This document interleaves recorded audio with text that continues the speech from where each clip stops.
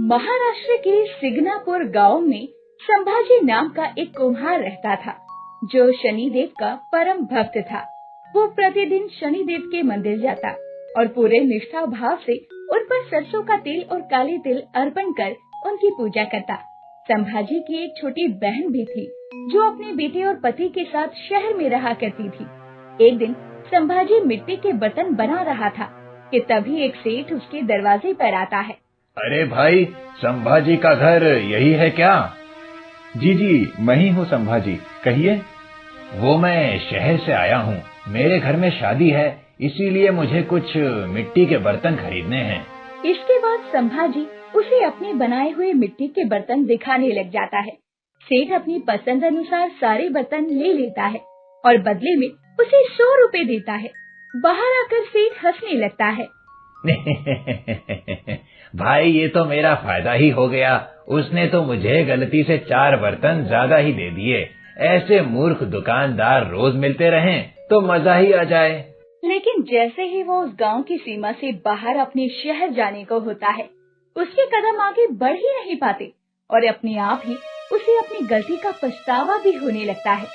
वो भागते हुए वापस संभाजी के घर पहुंचता है। अरे भाई संभाजी। जी सेठ जी, आप यहाँ कुछ और खरीदना रह गया क्या? अरे मुझे कुछ खरीदना नहीं, बल्कि ये लो अपने 4 बर्तन वापस, जो तुमने मुझे गलती से दे दिए थे। मुझसे भूल हो गई, मुझे उसी वक्त ये वापस देना चाहिए था, लेकिन लालच के कारण मैंने ऐसा नहीं किया। लेकिन अब मुझे अपनी गलती का एहसास हो गया है, इसीलिए दया करके तुम इन बर्तनों को वापस ले लो भाई। ऐसा कहकर सेठ उन बर्तनों को संभाजी को वापस कर देता है और वहाँ से चला जाता है।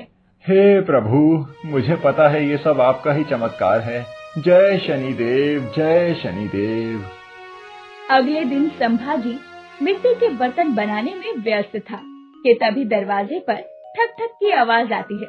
संभाजी दरवाजा खोलता है तो देखता है कि उसकी बहन रिद्धि का बेटा राहुल दरवाजे पर खड़ा था।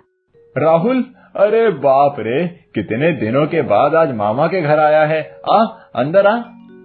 वो मेरी परीक्षा खत्म हो गई तो माँ ने कहा कि आपके यहाँ घूम आऊं, इसीलिए चला आया। बहुत अच्छा किया भांजे, इस खाली घर में मेरा मन भी नहीं लगता, इसीलिए इन मिट्टी के बर्तनों को बनाकर अपने दिन काट लेता हूँ। मामा जी, कितनी बार तो आपको कहा है कि आप हमारे साथ शहर चलिए, लेकिन आप हैं कि सुनते ही नहीं।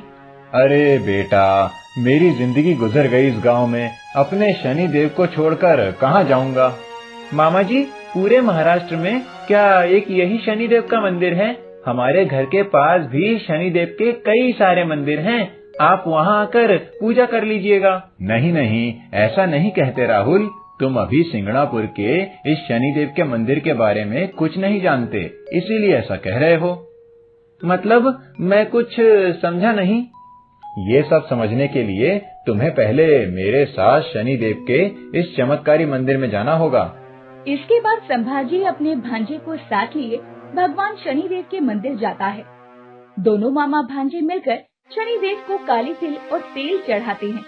इसके बाद संभाजी राहुल से कहता है, राहुल, इस मंदिर की ये सबसे बड़ी खासियत है कि अगर इस मंदिर में मामा भांजे एक साथ मिलकर पूजा अर्चना करें तो अत्यंत फलदायी होता है।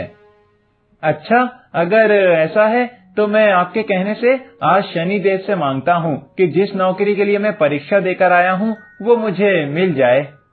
मैं भी मेरे आराध्य शनिदेव से ये प्रार्थना करता हूँ कि वो तुम्हारी ये इच्छा अवश्य पूरी करें। तभी राहुल थोड़ा चिंतित दिखाई देता है, जिसे देखकर संभाजी उससे पूछता है, अब क्या बात है राहुल, कुछ चिंता में दिख रहे हो? वो मैं सोच रहा था कि बाकी सभी मंदिरों में भगवान मंदिर के अंदर रहते हैं, लेकिन यहाँ तो इसी खुली जगह में सिर्फ ये एक बड़ा सा पत्थर है जिसकी सभी पूजा करते हैं। ये सुनकर संभाजी हंसने लग जाता है। तभी तो मैंने कहा था कि अभी तुम शनिदेव के इस चमत्कारिक मंदिर के बारे में नहीं जानते हो। अगर जानोगे तो तुम भी यहीं के होके रह जाओगे।